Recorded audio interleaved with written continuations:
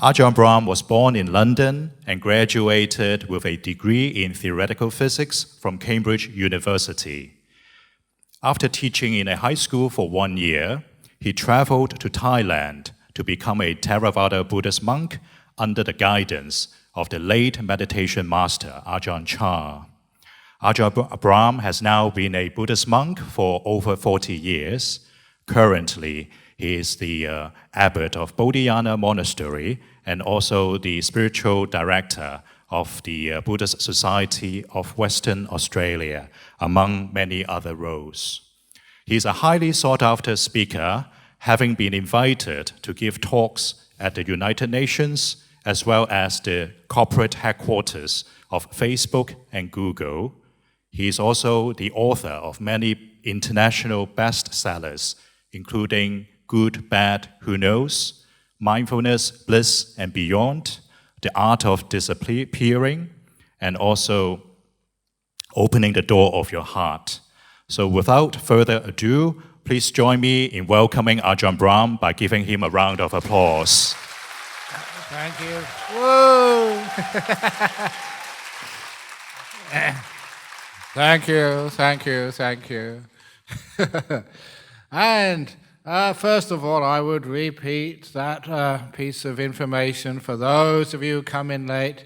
Make sure that your mobile phones and devices are turned off, because if your mobile phone goes off during the talk, because I'm a Buddhist monk, it means your mobile phone makes bad karma. And in its next life, it will be reborn as a parking meter, which is the lowest form of life for technology. So out of compassion for your iPhone, please turn it off. Imagine what would happen if when the Buddha was getting enlightened, his iPhone went off.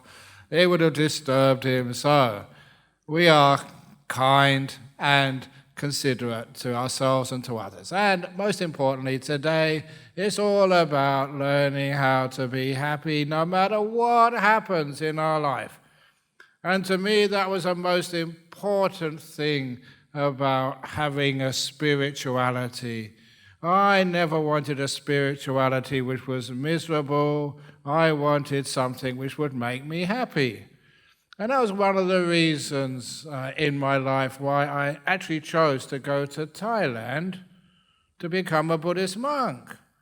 Reason was that I was in London, I saw monks from all different countries, and the ones which were the happiest were the ones I saw from Thailand. That's why I went there, because I wanted to see someone who was living a life which made them happy. And even right now, you've all come here spending your evening listening to a talk, and the last thing you need is to be bored. So when I give a talk, I make sure that people enjoy the talk and it's not boring. Because I remember when I went to church, it was just so scary. When I went to even a Buddhist temple, it was so boring. It wasn't really relative to real life. And even for those people who are out and out Buddhists, what did the Buddha teach anyway? Just the Four Noble Truths. You know what the Four Noble Truths are? Happiness, the cause of happiness. Why sometimes we're unhappy and the unhappiness exists. To me, they are the basic teachings of Buddhism, no matter what type of Buddhism, actually the basic teachings of life. Put aside all religions, the basic teachings of life. How we can bring happiness into our life no matter what we are doing in our life. And it is possible. And I am going to teach about how it can be possible in all areas of our life. And of course, these days, it's not just giving talks to corporations, it's also giving talks in medical facilities.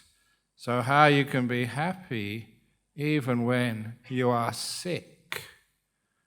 And that is amazing to see, that even though you are sick, you don't need to let that stop you being happy and smiling.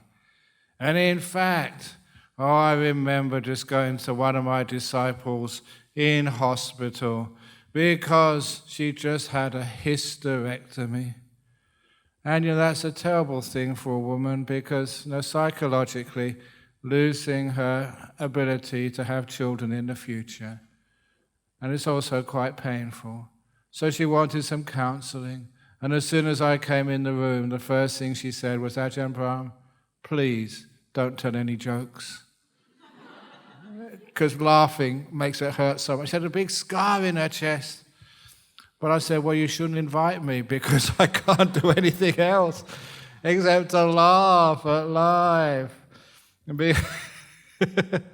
Because humor, when it's done right, when it's done well, not only does it teach you something about life, but it also creates these endorphins in the bloodstream, which is nature's immune suppressant, and which immune enhancer, pain suppressant. The laughter does add a lot of happiness in life. And even when not just going to hospitals, counseling people when they have a funeral, sometimes why does it have to be so depressing?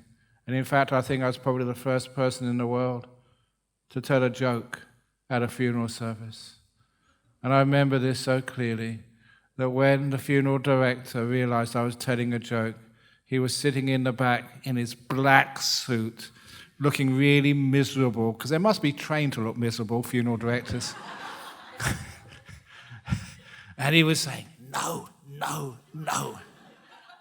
But I would never let him stop me. So this was actually the story I told, and this is really important. Not only is it funny, but it tells you how you can be happy even though somebody dies. So there was this couple. First of all, the guy, who's really old, he died, and a few days later, his wife passed away too. They lived such a long time together. I've seen it so many times. When one dies, the other one dies as well. They're almost like emotionally and even physically entangled, and so when one goes, the other one loses the will to live. And so they both died pretty much together.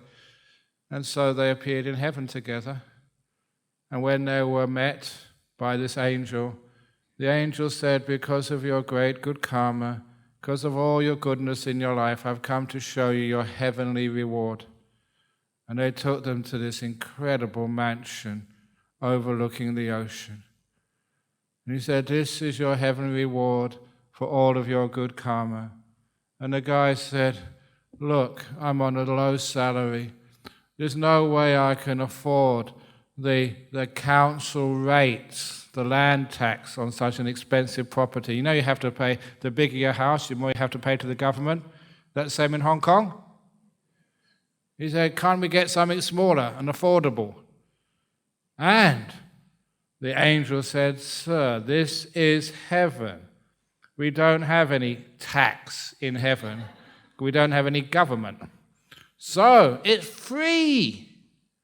And then the angel took them inside the mansion. And there were so many rooms, and the furnishings were incredible. They had these chandeliers with diamonds, not cut glass, dripping from them. They had these huge plasma screen TVs, 100-foot wide. And he said, I know you used to like the EPL soccer and used to support Liverpool. On this TV, your soccer team always wins. It's heaven. And even the toilet, he took them in the toilet bowl was made of solid gold.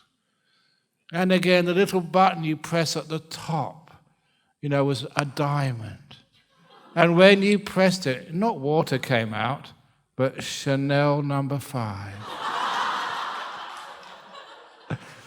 This was heaven. He said straight away, look, there's some really expensive furnishings in this house. I wouldn't be able to afford insurance premium. What are you talking about, insurance? There are no thieves up in heaven. You don't need insurance. It's all for free. Enjoy. And then he took him into the garage. Triple garage. And the first car was this stretch limousine. It was so huge, they had a tennis court inside. The next car was one of these four-wheel drives, all-terrain vehicles. He said, this car can go anywhere. It can go in the desert, in the mountains. It's even so powerful, it can go up waterfalls. I've never seen that before, but this is heaven. And the third car was a Ferrari, a limited edition, super duper Ferrari, red with a sunroof. And the angel said, sir, I always knew you loved fast cars. But in this life, what's the point of getting a Ferrari in Hong Kong? There's too much traffic.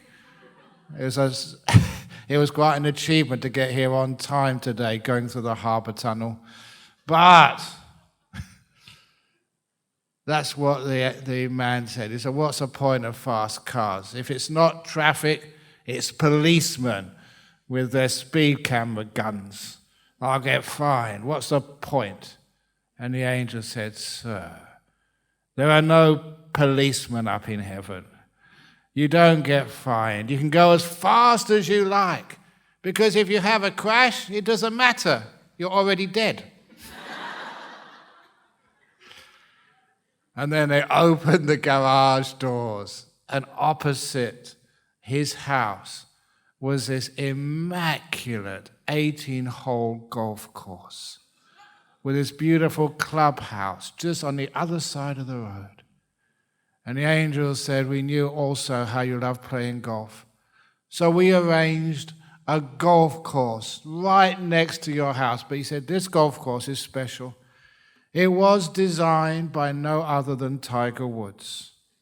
And he said, but how could that happen? Tiger Woods is still alive. He said, but don't you remember when he had that argument with his wife and he crashed the car? He had a near-death experience. And when he was out of his body, we got him to design the golf course, then we sent him back again.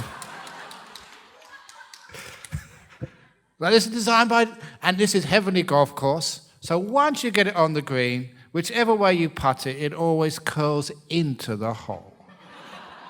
And he said, but look at that clubhouse. Someone of my social status would never get elected to be a member, let alone be able to afford the annual fees for such an elite golf club. And the angel rolled his eyes and said, sir, you're already a member, for free, not a life member, a death member. And at that, the angel left him to his beautiful mansion with 100-foot wide TV screen where his football team always won, great Ferrari in the garage, and also the golf course across the road. And as soon as the angel left, the husband started getting really angry at his wife, scolding her, shouting at her, saying terrible things about her. And she could not understand why. So when he paused to take a breath, she said, why are you so angry at me? You've got this beautiful house. You can watch your soccer team win every time. You got your Ferrari. You can go as fast as you like, and your golf course on the opposite side of the road. Why are you so angry? And he looked at her. Because, wife. Because, wife, if it wasn't for all that healthy food you gave me, I could have been up here years ago. So cut out the healthy food, okay? There's a golf course and a Ferrari waiting for you. So I like that story. It's not just a joke. Of course, I had a few things to make it interesting, but why are we afraid of death? So you can be happy dying. If it was me, and a doctor came up and said, Ajahn Brahm, I'm terribly sorry to tell you, you've only got a month to live, I would look at him and said, can't you make it 2 weeks? 1 week? So this is taking stuff in our life which, because we don't understand, causes us suffering and stops our happiness. I want to change that all around and make it happy. Even things like, just death or losing a loved one. And this is my story about how to deal with grief. And this is, again, the story from my own life. When I was 16, my father died. I was a young man. Young men need those male role models. And I had a very good father. And I wasn't sad. I never cried when he died, nor did I cry afterwards, nor have I ever cried at my father's death. And that was weird. How can you love someone so much and not cry? And the answer came to me when I became a monk. As a monk, you have more time to contemplate, to meditate, and to understand especially your emotions. And I realized the emotion I felt when my father passed away at his funeral and ever since was exactly the same as the emotion I felt many times at the end of a concert, musical concert. This hall reminds me of many of the places I used to go as a young man to listen to great music. Classical music, jazz music, rock music. And some of those concerts, when it get to the end of the concert, all in the audience, including me, we would stand up, clap, and shout for more. It was called the encore. And my father did many encores, came very close to dying several times, but was resuscitated. He did about 2 or 3 encores. But then came the time, as in a musical performance, when it was his last encore. He died. And I remember those times at the end of a great concert. Remember, growing up in London, you saw so many amazing musicians. I always like to tell the story about my brother and I going to a pub in the north of London where a band was playing, and only 6 people turned up to listen to this band. My brother and I were 2 of those 6. These days, you'd be lucky to get a seat in the back of a huge stadium because the lead singer was Rod Stewart. In the early days, personal concert by Sir Rod. But I remember after all those great performances, after the encore, I would walk out of that auditorium, that club or that pub, into the cold, wet London night. It was dark and gloomy. But I never once felt sad at the end of a great concert.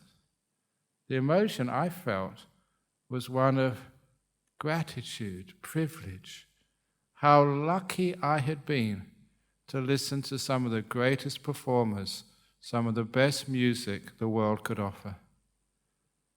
And that emotion, which I think you have shared as well, many times you've seen a great performance in an auditorium like this, and you've gone out not sad, but you feel like you've been blessed. And that's exactly how I felt when my father died, at his cremation. And I walked out of that crematorium in West London, Mortlake Crematorium. I didn't feel sad. I felt blessed. Thank you, Dad. 16 years. It's not enough. Loved more, but thank you for those 16 years. I never grieved what was lost. I celebrated what I'd gained. what I'd had. Amazing time with an amazing man. Thank you, Father. And just like that music which I'd heard, I've been a monk over 42 years now. This is my 43rd year. And I still remember that music over 50 years ago. And I still remember my father, those beautiful times we shared together. It never leaves you. So it becomes a different way to look at what causes a lot of suffering to people. You don't grieve a death. You say, thank you for that life. Thank you for being there and being part of your life. It changes suffering to something far more beautiful, like the same feeling at the end of a great concert. You know, sometimes, unfortunately, it's a young child who dies. And sometimes you can accept, and middle-aged, elderly people who died. But when it's somebody who's very young, that causes so much suffering for people. And of course, the main suffering is why? Why did a young child, only 2 or 3 years of age, 5 years of age, they haven't had a chance to live a life yet? Why do those things happen? And for me, the answer was in this other simile, which was told to me by an old monk who lived in the north of Thailand. It's amazing that when you get away from society and have a little bit of a retreat and solitude, it's amazing how much you can understand just by observing nature. Because he was staying in a small bamboo hut with rushes, straw for the roof, in the middle of a forest. And one night there was a storm, a particularly heavy storm, so bad that trees started to become uprooted and came crashing down on the ground. When I give a talk, I always like to raise my voice, crashing down on the ground, because some people go asleep when they listen to talks, and this is my method of waking them up. Crashing down on the ground. And he was awake all night, because if one of those trees, even if a heavy branch would hit his roof, it was just straw. It would go straight through. And if it didn't kill him, it would injure him, which would be worse. No iPhones, no one to call. You're stuck in the middle of the jungle, injured with no way out. So he was quite scared all night. But he obviously survived, which is why he could tell the story. And in the morning, when it was light, he went out to see the damage. And many trees had just missed his little hut. But it wasn't the trees and the branches which took his attention. It was the leaves on the forest floor. Because most of the dead leaves which had been stripped from the trees the night before, most of the dead leaves were the old brown leaves. But amongst many of those brown leaves were many yellow leaves, even a few green leaves. And he noticed a few fresh, young green leaves among the dead brown ones. They had probably only shot forth the day before, and they too lay dead on the ground. And then he looked up to see what leaves were left up on those trees. Mostly they were green leaves. But even though young green leaves lay dead on the floor, there were still a few old brown curly leaves still clinging on. And he realized that is the nature when a strong wind blows through the forest. It takes mostly the old leaves, but it always takes the middle-aged leaves, young leaves and baby leaves as well, while it still leaves some old curly old people clinging on to life, even though young people die. Has anything gone wrong? No, this is the nature of storms. When the storms of sickness go through our communities and families, they do mostly take the old ones. They also take some young ones as well. leaving your old grandparents, your old Kong, still alive after so many years. Nothing's gone wrong. That takes away a lot of the suffering of not understanding the answer to the question, why? So one of the other areas, because I wanted a path, a spiritual path, which was actually reasonable and you could use. And one of the other parts of suffering, I don't just do funerals, but I also do marriages as well. And I make sure whenever I do a marriage blessing or ceremony, I make sure I give that everything I've got. Not because I'm a kind monk, it's because I'm a selfish monk. Because I know those people I marry, if they have any problems or difficulties, they will come and bother me. I like an easy life, I'm busy enough. So you get it right to begin with, and then they are happy. So, many of you have partners. Your partners might be here today.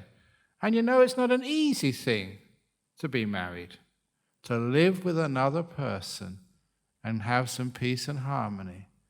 So there's a couple of key stories which I tell at every marriage. In fact, I did a marriage ceremony just before I came here on a Saturday. I came here on a Monday. And this couple, they really appreciated this. They were an Indonesian couple.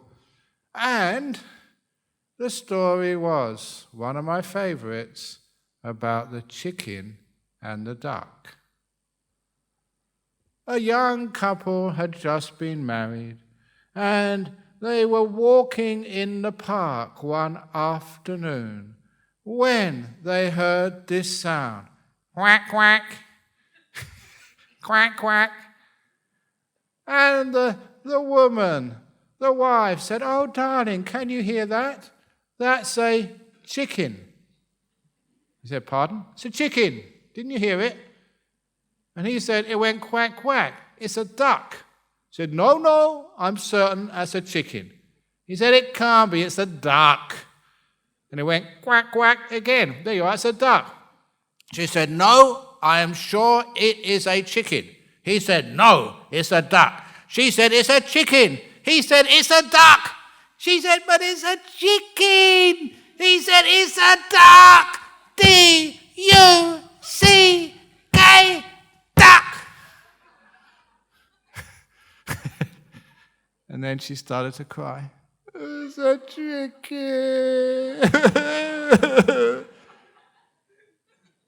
And then he suddenly remembered why he married her.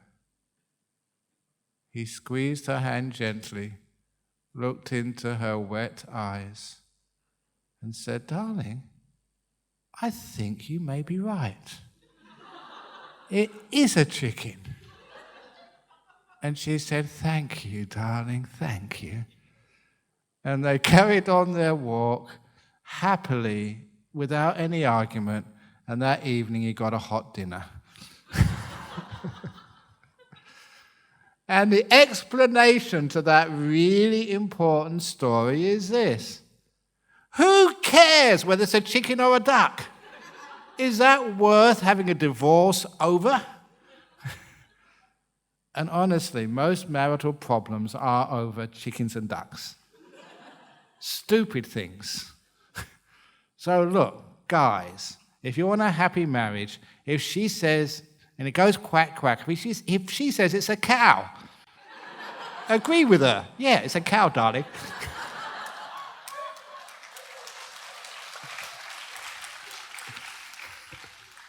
And number two, how many times you think you're right and it turns out you're wrong? It happens to me many, many times. So just because it goes quack, quack does not mean it's a duck. It could actually be a chicken.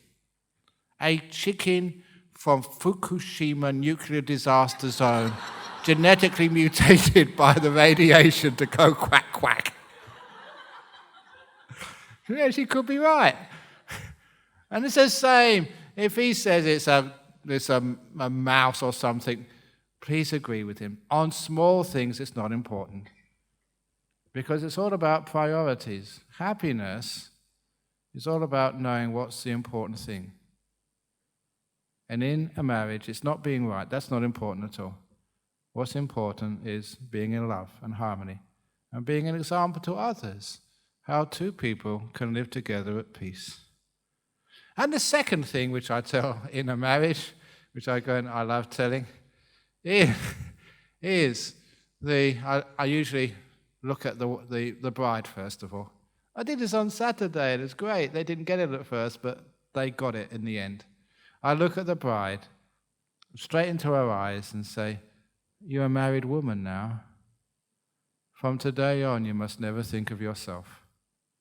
And she gets it. She understands. She said, "Yeah."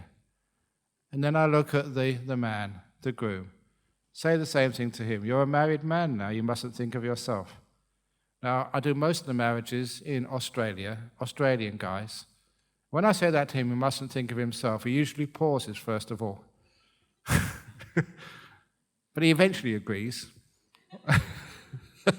It's men, especially in Australia. But, still looking at the guy, I tell him, "And from this day on, you're married. You must never think of your wife." And then I look at her and said, "Same with you. From this day on, you must never think of him, your husband." You've gone quiet now. Just like every couple. What on earth does this mean? When you tell stories like this, which confuses people, people pay attention. They want to find out what the answer is. And when you know the answer, you think, "Oh yeah." The answer is, when you're married, you must never think of yourself, nor must you think of your partner. You must only think of us. You're in it together. It's us. Not him, not me, not her, but us. This is one of the biggest mistakes in a marriage, which causes a lot of suffering and stops you being happy. It's always either sacrificing yourself for your partner or being selfish. Both are wrong. If you sacrifice for your guy, for your woman, you get burnt out. There's nothing in it for you anymore.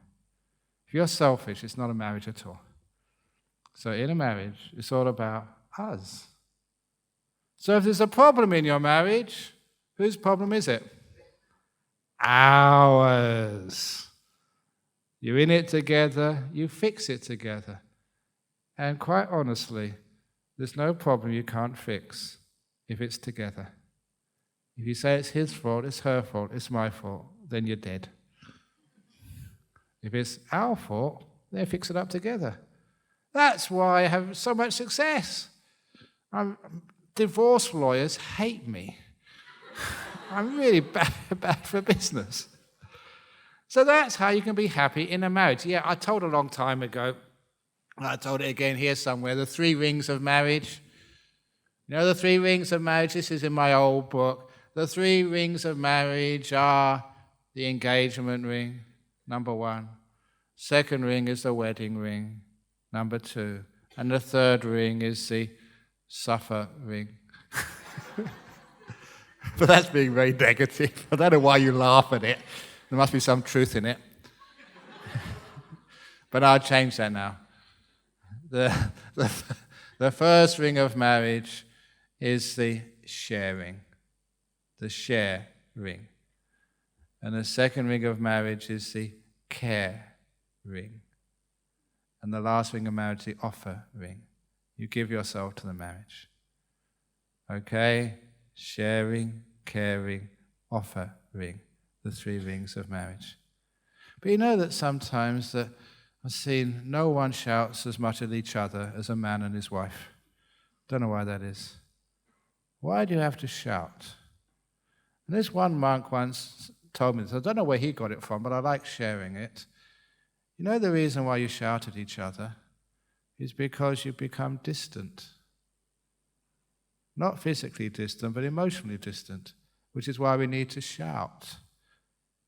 When you're loving one another, when you really are close, that's when you just whisper, "I love you, darling." Have you ever noticed that? when you have a beautiful relationship together, you don't need to shout because you are close. A whisper can be heard. But when you are apart, you start to shout. So for goodness sake, come close together. You don't need to shout. They can hear you very well. And it shows you just how you can take one of the great institutions of our world, a marriage, and also turn it into a place where you can be happy every day in a marriage. Isn't that wonderful? Remember those two stories, chickens and ducks, and it's about us. So, but then you go and have kids. When you have kids, it's amazing just how crazy people are. You know, they're already finding it difficult living with one guy, and now you've got another one, and another one, and another one. Whoa. But if you do have children, especially in Hong Kong, please treat them kindly. Stop pushing them. I said this in an interview this afternoon. This is fact. Half the children in Hong Kong, half of them are below average intelligence. That's obvious, isn't it? That's what average means. Half of them have to be below average intelligence. But you all think, oh, but not my kid. Oh, give them a break. Look, I was a school teacher for 1 year. High school, teenagers. You know, that's one of the reasons I became a monk.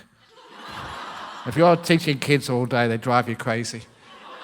I'd already torn my hair out, so I might as well go the rest and become a monk. But no, I had fun.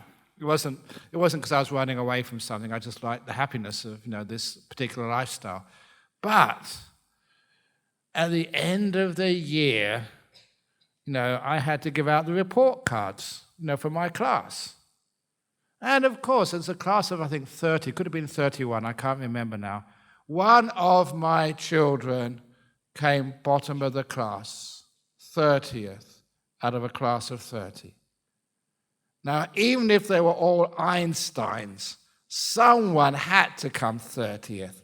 Just because you come 30th doesn't mean you're dumb. But this kid thought he was stupid. And I saw him open up his report card and his jaw drop and his shoulders hunch. Depression. The first step to suicide. Now, I was just going a bit too far, but, he was really, really upset. And you could read his mind. He didn't need to have psychic powers. He was thinking, oh, crikey, what am I going to do when my parents find this out? They're going to scold me, stop me doing this, stop me doing that, and all my friends will call me dummy, stupid. He was so upset. And I'm a kind man, compassion. I was a Buddhist. They all knew I was a Buddhist.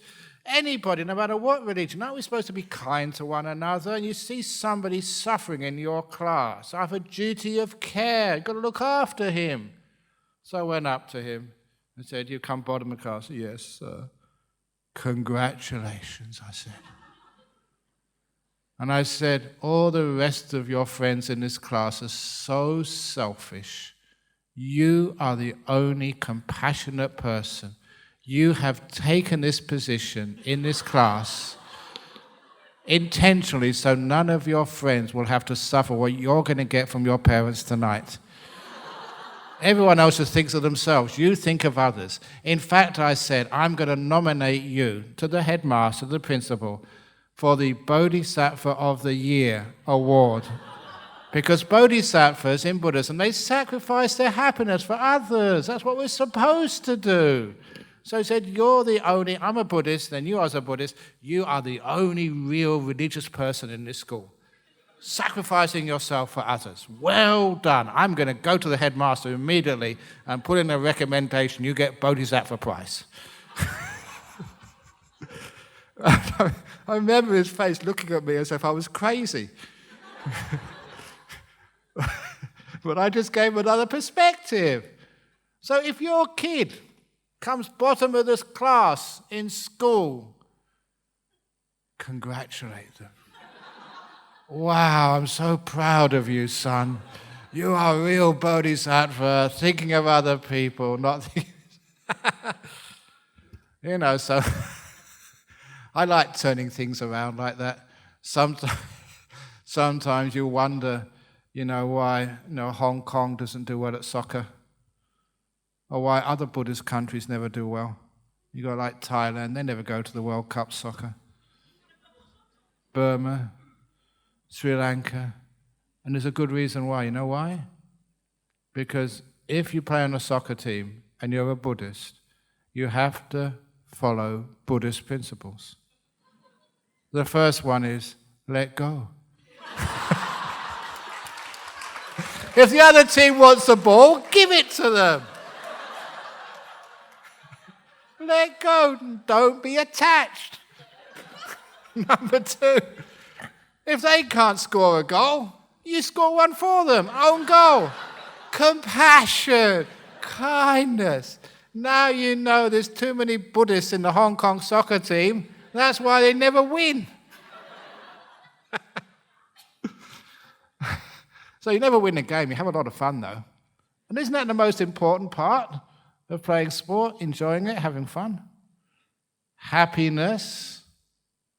Here in Hong Kong, the reason why you want your kids to do well, because you want them to be successful. But I was saying this again. I wanted people to see things in a totally different way, so that where there was suffering, now you can have happiness. The secret of happiness is not striving. The secret of happiness is seeing things in a wise way. So happiness is there for you, anytime, any place, any situation. Just change the way you look at things. When I was young, I really thought you had to work hard, be successful, to be happy. This was almost like the story of my life. Growing up in UK, doing O-level exams. At that time, I loved playing soccer. I was out in the street playing football with my friends, every spare opportunity, until my parents and my friends told me, don't spend too much time chasing a ball. Go and do your homework, extra studies, because if you pass your O-levels, then you'll be happy, you'll do well. And I believed them. So I really worked hard, and I passed my O-levels, did really well. You know what happened? Was I happy? No, more exams, A-levels. But I still believed them, and they said, at that time I wasn't chasing footballs, I was chasing girls. I said, stop chasing girls, stay at home, don't go to so many parties, dances and stuff, that was those days, and do your homework. And if you get your A-levels, good marks, you go to a good university, then you'll be happy. Believed them again, so I did really well and went to a good university. More exams. Was I happy? No, but they said, don't worry about it. Sacrifice a little bit more, because after 3 years, if you get a degree, a good degree from a university like Cambridge, then you're made, you'll be happy. I looked at other people who had got their degrees. Were they happy? Nope. Some of them were doing masters, some were doing... There's still more exams. This is the rule of our world. If you pass an exam, you've got another one to take next. There's no end to them. So I tell kids these days, don't worry, if you fail an exam, you're out. Otherwise, you have to do another one next year. You keep on going till you eventually fail, so get it over and done with early in your life, then you're free. Parents hate me for that. But then, okay, so there you were. I started to get doubtful about all this. Get a degree, achieve something, then you'll be happy. Because I saw other people who had got their degrees. Were they happy? No. Then they were working really hard, saving money to get their first little apartment or get a car. And then working really, really hard. And then before they could pay off, their car or get a deposit for an apartment, you fell in love. Because they thought, when I find my soulmate, when I find the one who's meant for me, then I'll be happy. They actually believe that. I saw people who been married for 2 or 3 years. There's something wrong here. How come you're not happy? So, I decided to get doubtful. But I saw this is what happens. You get married, and then you have some happiness, but then you have a kid. It's really more hard work. But how many of you see people in the middle age, when my child completes their education, and I set them up, they're nice and happy, then I'm free.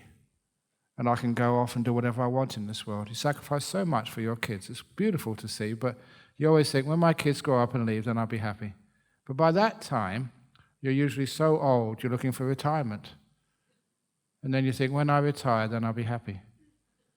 Are you happy when you retire? No. That's why many, many old people, you see them in churches and Buddhist temples. You know why many old people go to churches and Buddhist temples? Because they believe that when they die, then they'll be happy.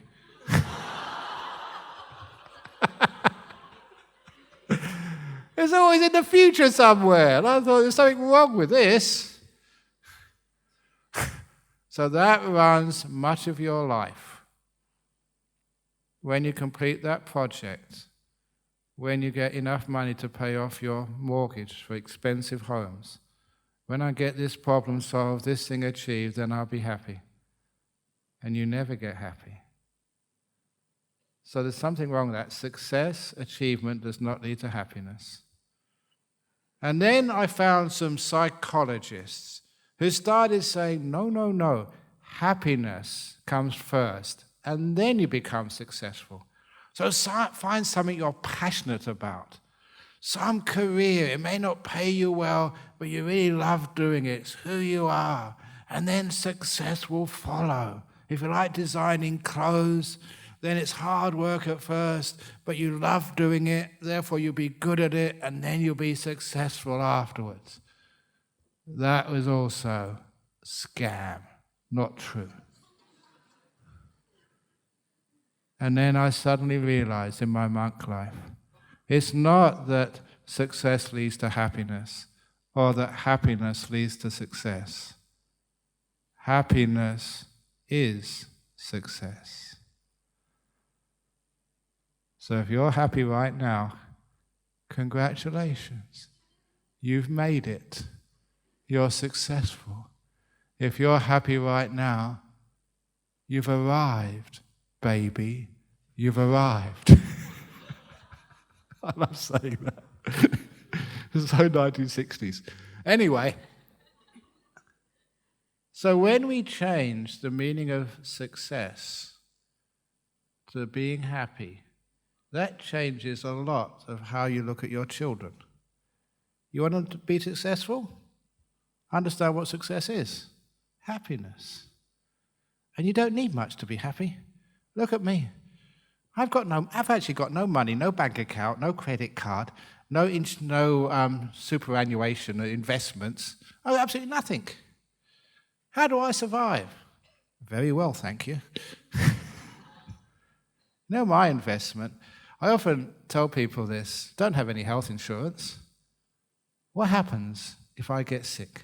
If I get sick in Hong Kong, I will have so many doctors, there's quite a few in front row here, so many doctors will be fighting other doctors. No, I want to look after him. No, it's my good karma. I will do it. No. And I will get the best treatment for free. Why is that? Because my investment was in kindness and service. Helping others, serving others, and it comes back to you. I heard this story when I was in San Francisco a couple of years ago. There was a gentleman, he was in his car in a remote part of California, and his car broke down, and he didn't know how to fix it, and there was no signal to call anyone on his iPhone. So he was stuck there. But it's similar in Australia, an advanced country, but so big, there's many areas which will never, ever have coverage. So he's waiting, and in those remote parts of the world, anyone passes will always stop and help. So a farmer stopped to help this gentleman. And if you live in a farm, or even live in a monastery, you develop all sorts of skills. So, simple skills, you can fix up small problems. And this farmer was able to fix up the problem in the car. So the gentleman shook his hand, "Thank you so much," and drove off. About 2 weeks later, this farmer received a letter from his bank. His mortgage and all his debts had been paid off, and a lot of money had been deposited in his check account because the guy whose car had broken down was Bill Gates. Apparently, true story. So please remember that. If anybody's car has broken down, please stop. You don't know who it could be. Li Ka-shing. Because a lot of these very wealthy people, they just, they want a bit of freedom. They don't want to be chauffeured around all the time. I know that Brad Pitt, apparently, he likes driving himself around because it's the only time he feels free. If he's in his going anywhere, he's recognized and photographed and all sorts of stuff. So he likes driving in his car alone. Sense of freedom, independence, that he's like normal. So if ever you see a car broke down by the side of the road, who knows? That could be Brad Pitt. And apparently he's free now because he's separated from Angelina Jolie. There's your chance. But it's just kindness and service. It always comes, it's basic law of karma. It always works. Just a little bit of kindness causes a lot of happiness. And I said this afternoon, I'm going to tell this story. Sometimes, we're always giving Muslims a bad name. This is a beautiful Muslim story. True, happened in Indonesia. And the reason I tell this is because there was, we're talking about the story in Les Miserables and the penal system in our modern world. Those of you who know Les Miserables, the story by Victor Hugo, Jean Valjean, he stole a loaf of bread. Why? Because his family were hungry. And honestly, that sometimes I think if I was in that situation, I had a wife and kids, that's what I would do as well. But in that situation, he was put in terrible jail for such a long time. But this happened last year in Java. There was a woman whose husband had run away, looking after 2 children by herself, stole a breadfruit from the market. Stole it, was caught, and the owner of the market stall prosecuted her. So she had to go before the judge in the court of law. And the judge said, "Well, did you steal it?" She said, "Yes, I did." And then, "Why?" She said, "Because my husband disappeared about a year ago. I don't know where he's gone. But, I can't feed my family. They're hungry, my kids." And the judge looked at the owner of the store and said, "Can't you forgive her? Can't you let it go? The poor lady is hungry and her kids." But according to the law in Indonesia, based on Islamic law, it's up to the offended person to forgive or not. And he said, "No, prosecute her." So the judge had no choice. Said, "You're guilty, so I'll fine you 1 million rupiah, which is about $100. Maybe not much for you, but for this poor girl in Java, she hung her head, started weeping. There's no way she could pay that money. If she had $100, she wouldn't need to steal a breadfruit." And then the judge continued, "But," he said, "I am also going to fine everybody in this courtroom. I find you guilty for allowing such poverty to exist in our city. You are all fined 100,000 rupiah each, including me." And he passed his judicial hat around, put 100,000 in, and when it went round everybody in that courtroom, they collected 5 million rupiah. He took out 1 million rupiah to pay the fine, and the other 4 million he gave to the poor woman. Said, "It's our fault that you had to steal. Here is 4 million, $400. That should keep you going for a long time." And I thought, that's wonderful justice. It happened. Those are things which inspire us. And in cases like that, it creates happiness. We're thinking outside the box, having a problem in our life and seeing it in a different way so that we can create more happiness in our world. And as far as your kids are concerned, again, if they're happy, they're successful. Going to a top school, going to university, doesn't make them happy. It's other stuff. Having time with their family. Hong Kong, how busy are you? This is the last story, because Gerald has got up there, it means I've got to stop soon. I remember telling this to a Muslim girl in, where was it? In the Salibs. Forget what the town was. She was interviewing me, and I told this story, and she wept and wept and wept. It hit her really, really deeply. Because she was a single mum, had a kid, was working so hard, trying to get her kid to have a good life, sacrificing herself. And I said, this is a story of a child, 6 years of age, who was waiting for his father to come home from work. And this was in, I think, United States. And when his father came home from work, his 6-year-old said, Daddy, how much do you earn at work? And the father had just come back home late, having a busy day. Look, it's none of your business, I'm tired. But Daddy, how much do you earn per hour at work? Look, I've told you I'm tired, it's none of your business. But Daddy, how many dollars do you earn? That's it. 3 times I've told you, no, go to your room, you're grounded. So the poor 6-year-old went up to his bedroom, only because the father was tired. After he had a cup of coffee and relaxed, he realized he'd been too harsh on his own son. So he went up to his son's room, let himself in, and said, Son, I'm sorry. I don't know why a 6-year-old wants to know how much I earn at work, but it's $20 an hour, $20 an hour. And the son smiled sweetly and said, Thank you, Daddy. And then he looked at his daddy and said, Now, Daddy, can I borrow $10, please?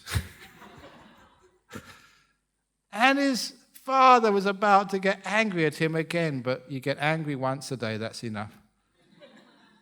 So he bit his lip, took out his wallet, and took out a $10 note and gave it to his son. Thank you, Daddy. And then his son reached in the bedside drawer and took out some coins, counted out $20, gave it to his father with the words, Now, Daddy, can I have 1 hour of your time, please? It's a story of our modern world.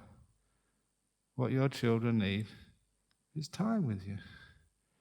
That's what makes them happy. They don't need to be told off and say, get to your room, do your homework. So the kid paid $20 to his dad to get 1 hour of his time. When I told that to this Muslim mother, she wept. She realized what her son really wanted was just time with his mummy. And she was working so hard, trying to get other things, what she thought her children wanted. Good education, good clothes. That's not what children want. They want time with you. Now you know how to get happy kids. I better stop now, otherwise I get in big trouble. Thank you for listening.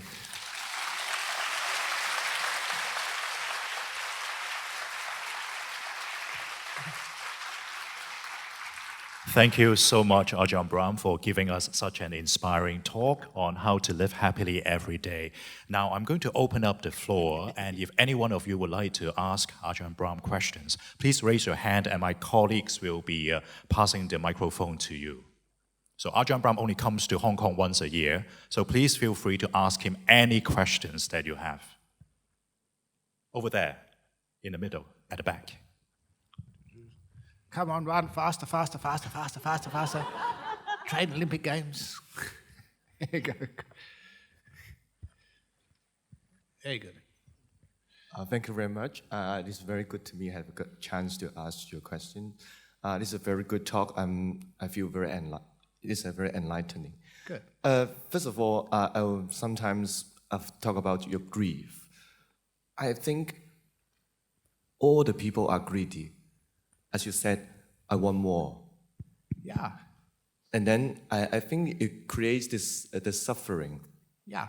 So how can we tackle these problems? Tackle this problem. Please, is an old saying, when you want something more, you cannot enjoy what you already have. And that's spirituality in a nutshell. So it's good that you work from Monday to Friday, but on the weekend, can't you just enjoy what you've already got? You got an apartment, you got maybe a beautiful wife, lovely kids. Enjoy them for who they are.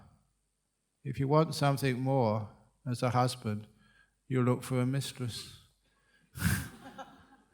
And you don't appreciate what you already have. So a lot of times that people, because you don't see what you have already, look, even your apartment now in Hong Kong, 100 years ago, kings, wealthy people would kill for such comfort. You've got climate control. You've got a TV where you can have entertainment at any time of the day or night. Not even a king could do that. You go downstairs into the street, you can get every food in the world, as much as you want. Even emperors couldn't eat like that. You got beautiful health care. You can go anywhere in the world. It's amazing just what we have. Why do we want more? So sometimes you stop looking at what you haven't got and you look at what you have got. And that makes you so appreciative. You know, your wife, your partner, you may want them to be better, but look what they have got and appreciate that. It's the old two bad bricks in the wall story. Why is it that when I made my first brick wall, I made 2 mistakes, and that's all I ever saw for 3 months, my mistakes. We always see the faults in stuff. When you see the faults in a wall, you want to blow it up and destroy it and make another one. Once I saw the good bricks in the wall, the 998 good bricks, I could appreciate just how beautiful that was. You look at your partner, if you see all her faults, she's got them, many of them, but if you see the beauty in her, or the wonderful things which she's done for you, the really great qualities you share together, focus on that, what you have, rather than what you want. And you have so much contentment. Your kids may not be going to Harvard, but you can appreciate them and love them so much. You don't need to get them to be better. They're your kids. You love them. Love them for what they are. Sometimes people feel that that's no progress. That's a lot of progress. And also, if you love your kids and your partner for who they are, then your relationship grows and develops. And you feel how lucky I am with what I've got. Everything else is extra. So yeah, you go out to work, help the country, do your jobs, do your services, but take time to stop and appreciate how much you've already achieved. Similarly, I got many responsibilities. Many people depend upon me. And I got so busy once running so many monasteries and looking after so many monks and nuns and lay people, supporters, always on call whenever they needed me. And then was at my monastery one day, taking somebody around, and they said, "This is such a beautiful monastery where you live. It's so peaceful. You're so lucky." And I said, "What? Don't you see all the things which are wrong with this monastery, all the gutters which need cleaning, the extra huts which need to be built, the roads which need to be swept, the monks which need to be taught how to meditate, all these telephone calls and emails?" And then I realized I was really going on the wrong path. The place where I lived was my work camp. Everyone else would visit and they thought it was peaceful and beautiful. So I decided to change my attitude. Now, one day a week, it's usually on a Monday morning, I pretend to be a visitor in the monastery where I live. So I can see it like you see it. So somebody asked me a question on meditation. Sorry, I'm not the abbot today, I'm only visiting. If something needs to be cleaned up, sorry, I'm only visiting. A monk is causing problems, sorry, I'm not the abbot today, I'm only visiting. And I advise you to do the same. In the apartment or home where you live, have one morning a week when you pretend to be a visitor, where you don't have to wash up the cups and dishes, you don't have to clean, no more than if you're visiting somebody else's home or apartment. Do you ever, when you're visiting a friend's apartment for dinner, do you wash up afterwards for them? Do you sort of vacuum the carpet for them? Fix the plumbing for them? It's not your job, you're a visitor. You're visiting this auditorium. How many of you are going to clean up afterwards? It's not your job, you're a visitor. That's why you can enjoy it. So for one day a week, or one morning a week, I'm a visitor to the place where I live, which means I've got no job and no duties. I can enjoy the peace and tranquility which everyone who's ever visited my monastery can also enjoy. Otherwise, if you're an owner, then you have responsibilities, and then you can never have any peace. Don't always be an owner. In Buddhism, that's non-self, anatta, not me, not mine, not a self. Try it. Then you can enjoy it. Your partner, she's not yours. Then you can actually enjoy her much more. Your kids, not your kids, they're visiting you. No responsibility. Then you can have fun with them. It's an interesting perspective. If you're an owner, you've got responsibility. You've got to discipline your kids, force them to do their homework. But you know, your grandkids, grandchildren and grandparents get on so well together. You know, I remember my grandma, she used to spoil me. And I was in England. Any time of the day or night, morning, afternoon, I could go to her little flat apartment and she'd give me chips. She'd cut up a potato and fry some chips for me. My mother would give her hell. You can't feed my child, chips, it will spoil his dinner. But my grandma would say, if my grandson wants chips, he gets chips and that's it. She had no responsibility for me. So she loved me to bits, and I love my grandma. Now, why can't parents be like that? Maybe one morning a week. So responsibility is good, but when you have responsibility day and night, 7 days a week, 365 days a year, you miss out on life. Okay. Yeah, go on. Okay, the lady on my left-hand side. Hi, dear. I want to ask you this question about cross-generation too. I noticed that with my age generation and above, we tend to have a very strong anchorage in ethics and values. Like you mentioned a lot about this duty to care for other people. Whereas in my observation, chatting with my colleagues or peers, and they notice that with the younger generations and Dang, they don't have such a strong anchorage in values.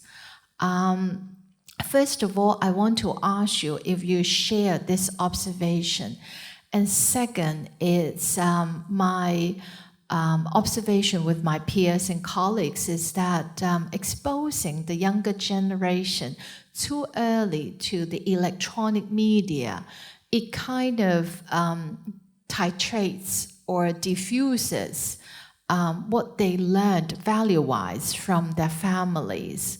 So do you see this trend kind of a bit not a good phenomenon, or like going downhill a bit? What is your view on it?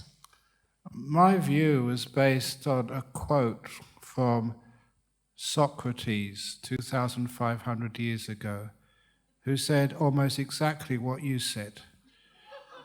Children in Athens today have got no sense of responsibilities.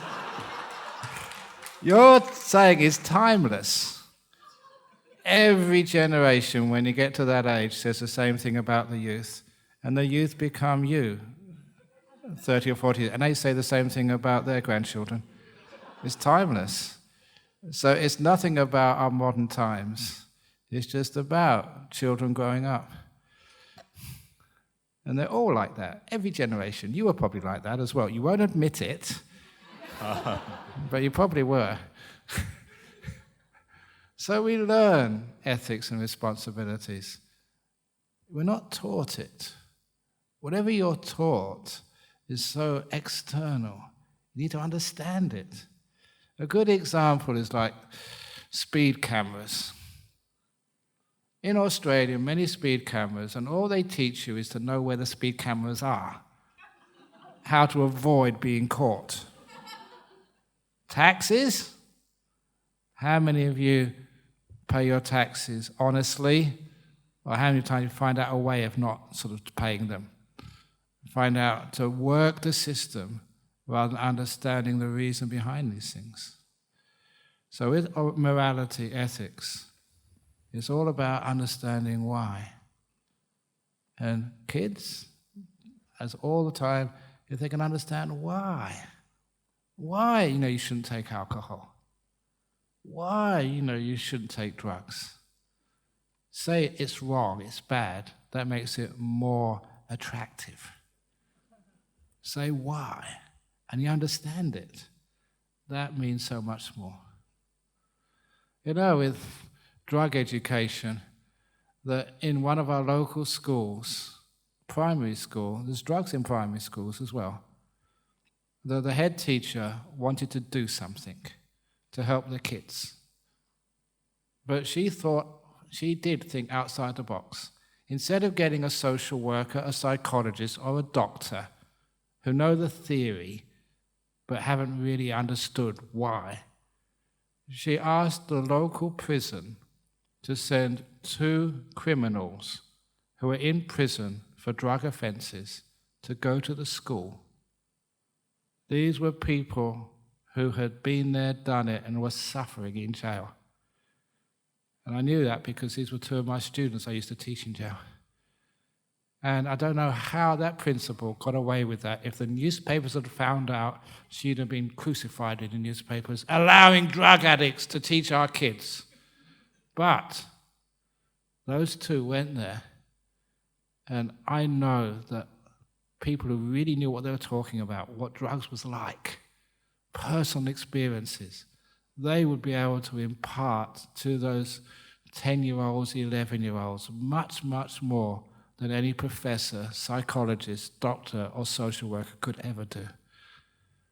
And then I saw all the letters which the school children had written to these 2 prisoners. And they wept, and these guys, they were crying. Dear Nick, hope you get out soon. Thank you, we'll never take drugs. Oh, that meant so much to the people who had harmed themselves and harmed others. They'd done something beautiful and well. That is how we impart values to kids. We've got to actually think outside the box, as they say, and go really to the heart of things. The best people to teach about sort of the problems with drugs is those who've been there, suffered. Then it becomes what we call authentic. Most kids will rebel because what you're telling them is not authentic. You're telling us not to misbehave, not to take drugs, but you're taking alcohol, Mum, Dad. Kids see through that so easily. You've got to be authentic. But kids find their way. They are very resilient. I got a lot of faith in kids. My father used to say that I listened to Jimi Hendrix too much. And I used to listen to Jimi Hendrix doing my math homework. But I'd always come top of the class. So I said, oh, look, I can't understand this, but, carry on listening because it's working. I don't know how. So many of the kids will be fine. So yeah, they play computer games, but they succeed in the end. So I've got a lot of faith in kids, our youth, because I saw my friends, and they were doing similar things, playing too much time playing soccer in the streets, or whatever else they were up to. But the kids will find values. Sometimes they just discover them the hard way, but they'll discover them. And again, read Socrates, how he complained about youth today, 2,500 years ago. Okay, the gentleman on my right-hand side at the back, please. Thank you for visiting us in Hong Kong. In the wake of what happened yesterday in London with the terror attack, if you have met a person who's going to tell you, I'm going to do some really nasty thing in public places, and some people will suffer, what will you say to him to tell him not to do it? And what sort of treatment will you give it to him so that he will live happily every day? Yeah. Well, first of all, when I saw that news, I thought, my family lived through the Blitz in London during the Second World War. We're not 4 people dying. 4,000 people were dying every night. And I remember seeing as a young man what they call bomb sites, places where huge explosions had happened. And many people just embraced that reality.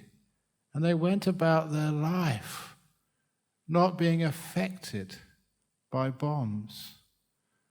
I remember one friend said that he was from New Zealand in the army visiting London, and the first day that there was an air raid siren, he ran for the cover of the tube station when he realized all the Londoners were moving in the opposite direction. They were just standing by the bus stop, reading their newspapers while the bombs were falling. And he realized this incredible resilience of that London population. They had this idea of karma. If that bomb's got your name on it, you can't escape it. And so they actually lived life by the day. And they said people who survived, like my mother and my grandfather and grandmother, say what a wonderful time that was. They looked after one another, they trusted one another, and they were living by the day rather than having all these huge ideas for the future. So number one, terrorism is a beat up by the media and the government. 4 people died. How many people died in road accidents in UK yesterday? We don't think about that. How many people died from drug overdoses, from cardiac arrest? We don't think about that. And as soon as we stop the overreaction to terrorist attacks, there'll be no reason for terrorists to do such things. If it doesn't get in the newspaper, why do it? So that's one of the reasons. We overreact, and for religious or political reasons, people exploit that overreaction to make a statement. So I think it should be downplayed, first of all. And as far as the person who is doing that is concerned, again, there is an emotional sickness. Andres Lee Breivik, or whatever his name was, the one who killed, how many people? It was about 100 children, 100 young people in Norway. He is not punished. In the Norwegian, the Nordic judicial system, penal system, they don't look at it as punishment when you go into a jail. Rehabilitation, looked upon as like a sickness, a social sickness, an illness, which somehow has to be contained, quarantined, and treated with kindness. Because if you kill one terrorist, they make them what they call martyrs, and other people, you create 3 or 4, 5, 6 other terrorists who want revenge. Treat it with kindness, compassion, quarantine. If that person was captured, in a jail, but treated so kindly to show the superiority of a modern justice system. You hurt them, kill them, and that feeds in to this cycle of revenge. That's why this beautiful non-violence is an important part of spirituality. So, if I met him, a person who's about to kill, I'd probably kick him in the balls to stop him. And then, it wouldn't, knock him out for a little while. And then in order to stop him, and then just call the police. But, you wouldn't try and teach him the Dhamma. That's a stupid thing to do. But, stop him in the most unlethal way possible. And then, just try and be kind to him afterwards. Say, I'm terribly sorry, but you just had to do that, just part of life. You can kick me in the balls because I don't need mine. I'm a monk.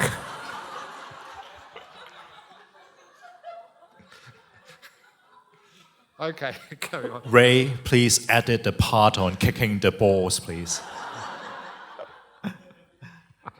Any other questions? Anyone? Yes, the gentleman in the middle with a pair of glasses. Yes.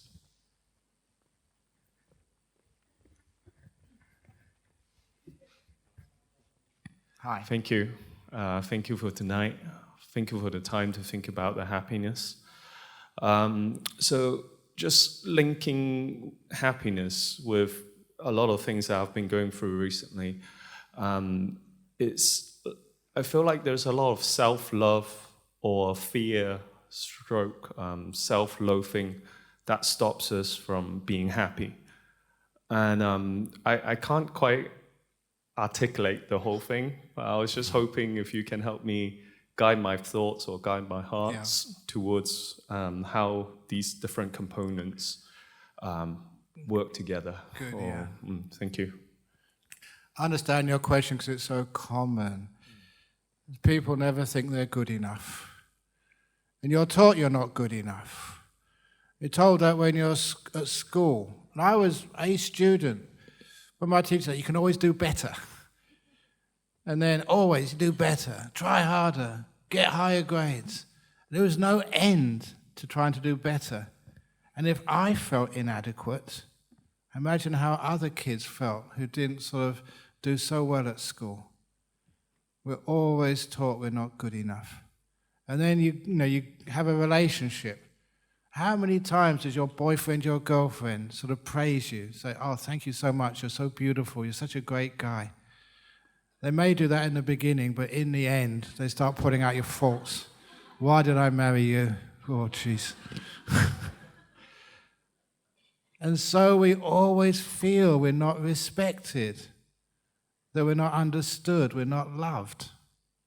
And that goes through our working career as well. Always having put-downs, criticism. And that we believe that to the point that our self-esteem is just way down bottom. And especially if you're a person in this world who's not a high flyer. And this was a story, again, told this afternoon, which is fresh in my mind in an interview, when I gave a lecture to the clients of the mental health service. These were people who had been through depression, suicidal, ODD, schizophrenia. These were the people who were being treated for these things, being traumatized at their youth. And I told them the simile of a forest. It's one of my best similes. If you don't think you're good enough, there's something wrong with you. If you think you are what they call these days damaged goods, Go and have a walk in a natural forest and find a perfect tree, one which is straight with all the branches equally spaced, with only green leaves, no yellow leaves, no brown leaves, with no marks on the trunk. If you can find a tree like that, you'll be the first ever. Those trees do not exist in a forest. And in fact, if they did, they're not beautiful. When I walk in a forest, the trees I like the best, the ones which are most beautiful, are the crooked ones. They are bent by the storms, by the damage of their life so far. They got many yellow leaves and brown leaves. Branches have been torn off, and in the holes left by those branches, that's where the birds make their nests, or in Australia, the possums. And the bark is all scarred by what they've had to endure, bushfires, other trees hitting them. And they got character. The most beautiful trees in a forest are those which have had the most damage. So I told these clients of the mental health services, if you are damaged goods, number one, you belong. You're part of the forest. You belong to the human species. Welcome. And number two, if you're really damaged, you are one of the most beautiful trees, the ones I love the most. And you hit people with this idea of rejection and stigmatizing, that you don't belong anymore, you're damaged, you're not beautiful, you're not gorgeous. Hit them so that they started crying. They realized, number one, you do belong, every and each one of you. No matter how ridiculous and stupid and wrong and all the mistakes you made in your life, you belong. And number one. Number two, that I respect you, you're beautiful. I really mean that. And at that, it's affirming who you are. And so once you stop trying to be something you're not, once you accept yourself, and not just accept yourself, value yourself, that's called kindness, compassion to yourself. And you find once you can do that to yourself, only then can you do it to others. Otherwise, the love you have for your partner, even your parents or your children, is not full. It's not. You always want your children to be something they're not. Your partner to be something they can never be. And you do that to yourself. Once you open the door of your heart to yourself exactly as you are, not wanting yourself to be anything different, at peace with yourself, then you can know how to love others. I love myself. And that's why I can connect with so many other people. I can give you kindness. I learned it on myself first, so I can give it to others. And every and each one of you, one day, when you feel strong enough, in your own private moments, will say to yourself, me, this person I can never escape from, the door of my heart is fully open to me, with no conditions, with no demands I be anything else other than I am. I open the door of my heart to me. Come in, all of me, stupid part, idiotic part, and the good part as well. That's making peace with yourself. Once you know how to do that, you can love anybody. Even like prisoners, murderers, rapists, terrorists. Incredible what you can do. I've never met a terrorist yet, but people who've raped, murdered, many of those. Gorillas in human form. And when you see them, and they know that you respect them, You have nothing to fear. They once told me, because there was a lot of rapes in this prison I was visiting, man-on-man rapes. This was a male prison and I was a man. And they said to me, Ajahn Brahm, do you think you could actually stop me from raping you? Huge, big guy. Nothing to lose. In jail for a long time. And I said, probably not. He said, no, I'm too fast. But he said, you've been so kind to us and respectful to us. You're one of the safest people in this prison. If anyone tried that, there'd be a dozen guys who would stop them. That was my protection. I'd given kindness. So I knew I was totally safe. That's how it works. When you know how to love yourself, other people just open up to you because you know how to love them as well. It's what my father taught me, how to open the door of my heart. When he said to me, son, wherever you go in your life, however you turn out, the door of my heart will always be open to you. You're my son. That's enough. I'll never reject you. You don't have to prove anything for my love. It's there forever. And that's meant so much to me. And I hope you get that. You can look at your partner. Doesn't matter how long you've been married. And say to your husband, look, whatever you do in your life, I'm your wife. I love you. The door of my heart will always be open to you, no matter what you do.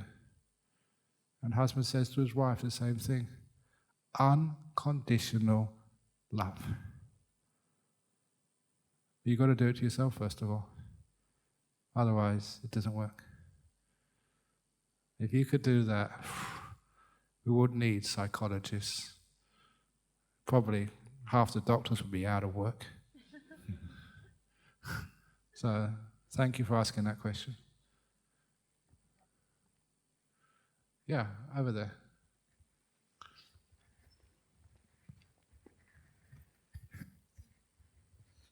Hi. Ajahn, I'd like to seek your teachings about keeping the precepts. What happens if practicing doesn't make you happy? What happens when the five senses always wins and it's getting hard to keep the self-discipline? Okay, because that means you're coming from the wrong place. So the precept should never be coming from force. It should come from natural. It's called wisdom power, not willpower. A lot of times people want to be a good Buddhist, a good Christian, a good Muslim, and they just do it, trying to prove something, not understanding why. I mean, why should you kill anything? What have they ever done to you? Wait, before you swat a mosquito, ask a mosquito, do you want to die? Mosquito, you may not understand mosquito language, but I think you can pretty figure out that they don't want to die. So, why would you want to kill anything? Why would you want to steal? Somebody owns that, and they get so upset afterwards. You know, would you like your stuff disappearing? Why do we steal? And sometimes, like Ajahn Brahm, because he's got a good reason to steal, because feed their family. But these days, there's no necessity for that. And third noble truth, committing adultery. Mostly guys do that, but it takes two to tango. There's a woman involved there. So, why do you do that? One of the reasons is because you can think you can get away with it. Most men who commit adultery never think they will get caught. That is a delusion. General Petraeus, the head of the CIA at the time, was having an affair with his biographer. If the head of the CIA can't keep it secret from his wife, who can? So guys, if you're having an affair, you've got no chance. You're going to get busted. You're going to get busted for sure. And it's not worth it. Because once you get busted for having an affair, it's just hell. It isn't worth it. And your kids lose all your respect for you. And your poor partner. A lot of times, the men who have affairs, they still love their wife. in a weird way. This is men's psychology. Girls kind of get this, but they still love their wife, but they want to have a bit of fun. And they think they can get away with it. They think they're safe. But if you look, imagine what it's going to be like when you get caught. Then, no way. And lying. Why do you want to lie for? Especially, this is lying. Why do people lie? Why do husbands lie to wives and wives to husbands? Why do your children lie to you? This is the reason why. I got this when this young girl, maybe 19 years of age, been coming to my temple, ever since she's probably in the womb she came. And she grew up with me. So she looks at me as almost like a godfather. She came to me and said, Ajahn Brahm, I need your help. I'm in big trouble. I'm pregnant with my boyfriend. So I told her, have you told your mum and dad yet? She said, no, that's my problem. Can you tell them for me? They'll kill me. And I was honored to be able to be of service to someone. She trusted me enough because she was Sri Lankan, and I'm very highly regarded amongst Sri Lankan Buddhists. So I knew I could talk to her parents and get her off the hook and so calm her parents down. It happens, okay? But what really worried me afterwards was why, when a daughter really needs her parents' help, was she terrified of telling them? Because telling the truth to the parents would get her scolded and get her, punished or whatever. And I realized that punishment is what causes lying. When it's not in your interest to tell your husband what you've done, then you will lie. Because you get punished much more for telling the truth. When I saw that, I asked, and again, everyone I marry, to tell them, your husband and wife, please make a vow that whenever you, the husband, tells the truth to the wife, and the wife tells the truth to the husband, no matter what it is, no punishment, no scolding, no shouting, even though it might really disappoint you, your partner is telling the truth. Honor that. Make telling the truth more important than anything else. Amnesty. So that your partner never feels tempted to lie to you. It's not worth it. And same thing for your kids. Please let your kids know, as long as you tell us the truth, no matter what happens, you've been taking drugs, dealing in drugs, you tell your mum and dad, we will not scold you or punish you, because we want to help you. That's what parents are there for. But if they're scared of you because you always punish them, then they will lie. Dad will kill me when he finds out I've been taking drugs. So they will lie and conceal it.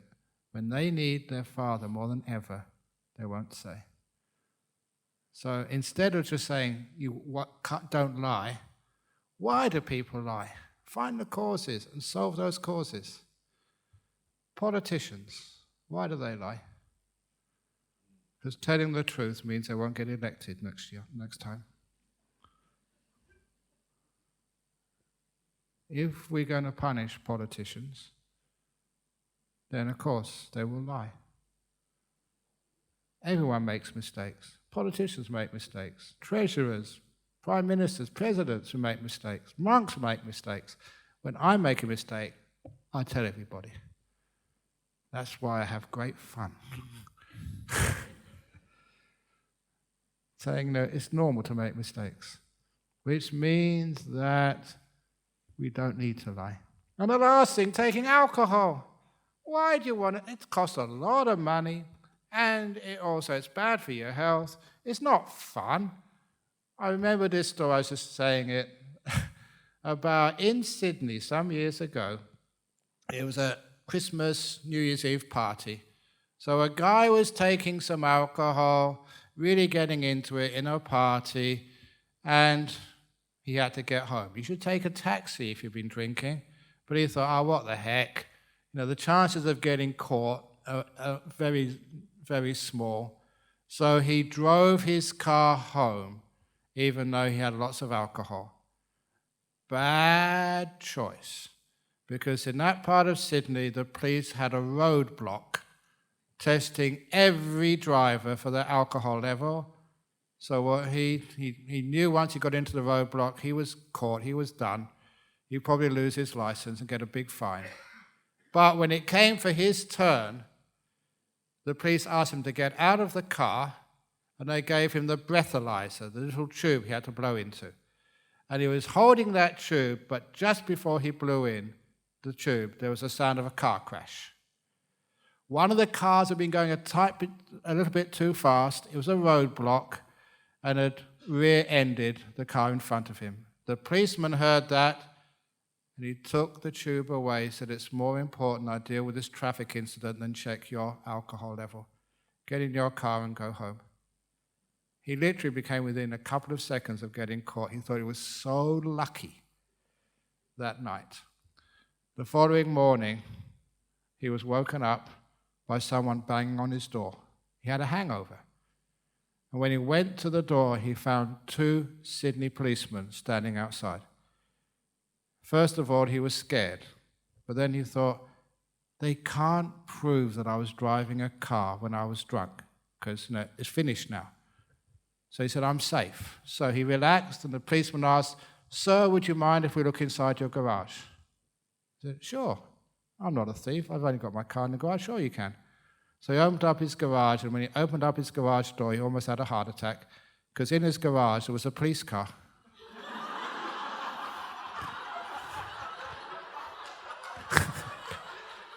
He'd been so drunk when they said, get in your car and drive home, he got in the wrong car and driven one of their cars home. They were missing a car, and they had an extra car at the roadblock. They soon traced him. That's what happens when you break precepts. So when you know the wisdom of it, you say, well, why do I do these things? You don't use willpower. Don't just because you're trying to show off, I'm a Buddhist. I've got 5 precepts. You've only got 4 precepts. When you understand why, then it's so easy. Then wisdom, kindness wins. Okay, next question. Okay, so one last question. Over here, there's one over there.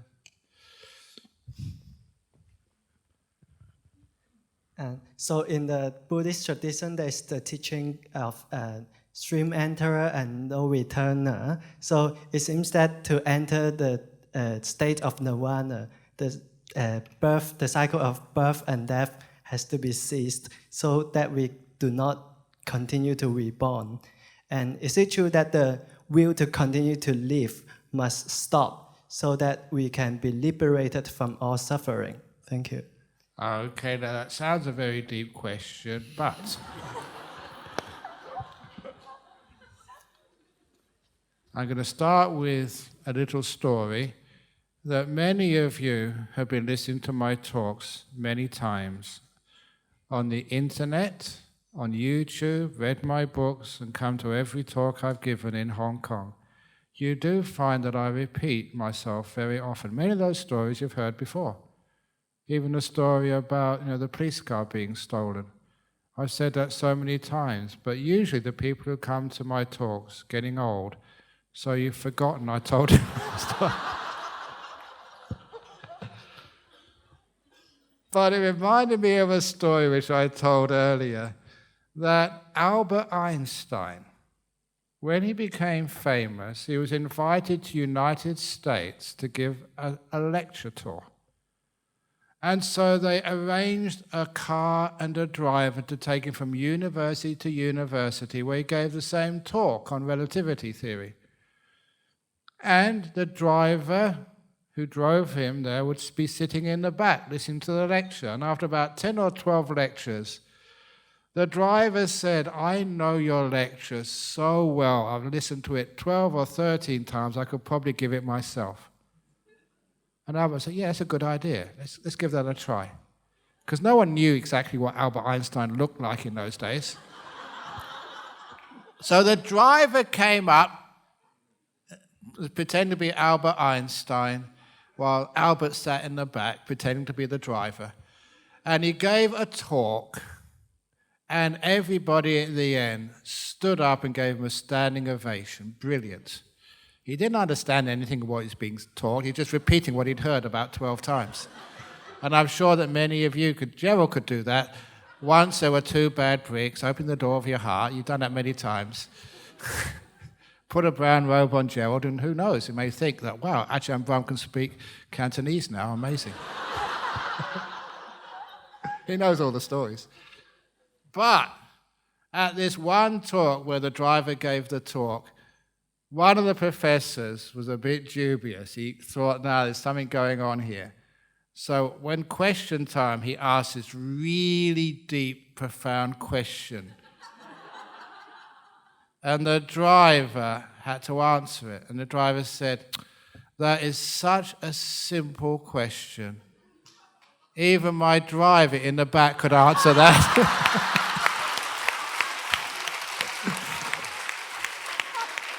So Albert stood up and gave the answer. Great little story. But no, to answer your question about stream winning, I think even Gerald could answer that question. Gerald answered. Now, it's important that sometimes we look so far ahead that we don't really understand what we're doing. So the first thing to do is stream winning, once returning, non-returning, being enlightened. First of all, understanding what is trying to become enlightened. The path, which is a wonderful thing about the path of Buddhism, it is a path of happiness upon happiness upon happiness upon happiness. If you want to check me out, that's the Samanyapala Sutta, number 2 of the Digha Nikaya. All about the different types of happiness, where the Buddha said, this is Buddhism, okay, but you asked a Buddhist question. If you're just keeping precepts, it makes you happy. Your average level of happiness goes up. It's one of the things I found as a student. I gave up alcohol when I was at Cambridge. I thought, I'm going to really have to sacrifice. I won't be invited to any parties now. I found I was invited to more parties once I gave up alcohol, because they all wanted somebody sober to drive them home afterwards. That was me. And also, why I went to a party, find a nice girl, find a nice corner, and have some hanky-panky. I can't really say exactly, I'm a monk. There's certain things I can say, certain things I can't say. But I remembered when I took alcohol, the best part of a party I'd forget. I was not mindful. But once I gave up alcohol, you find a nice girl, sit in a corner, whatever, and because I was mindful, I enjoyed it much more. Even simple things, whether it's kissing, having sex, if you are drunk, you don't remember much. You miss out as a layperson. Why do you want to do that for? So I learned just to enjoy myself. I got much more out of it. So even keeping precepts as a layperson, you have much more happiness, much more joy, much more good health as well. You're not afraid when a policeman comes to your door. You've done nothing wrong. Number 2 is that when you meditate more, you get more and more happiness, more and more joy. That was the thing which really blew my mind. How much joy and happiness you could get from meditation. I'm saying this, but it's absolutely true. The happiness I got from meditation as a student was better than having good sex with my girlfriend. And that was, wow, what's going on here? Why has no one told me about this before? It's happiness. And as you develop your wisdom, your insight, you know it's insight, not because it sounds profound to your friends, because it makes you happier and more free. Wisdom releases you from many, many burdens, many, many wrong ideas which cause you so much difficulty and suffering. So wisdom which teaches you what love is. And once you can love yourself and love others, wow, that's so much happiness. So follow the path of happiness all the way to liberation. What the Buddha said in that sutta and many other places is nirvana is the ultimate happiness. Follow that. Happiness upon happiness upon happiness. Not philosophy, not ideas, but emotions. We can't really argue with emotions. Happiness is real. You can't fake it. ideas, you can fake it and argue. Go from here, not the head. That's my answer. Okay. Happiness is real. Thank you so much, Ajahn Brahm.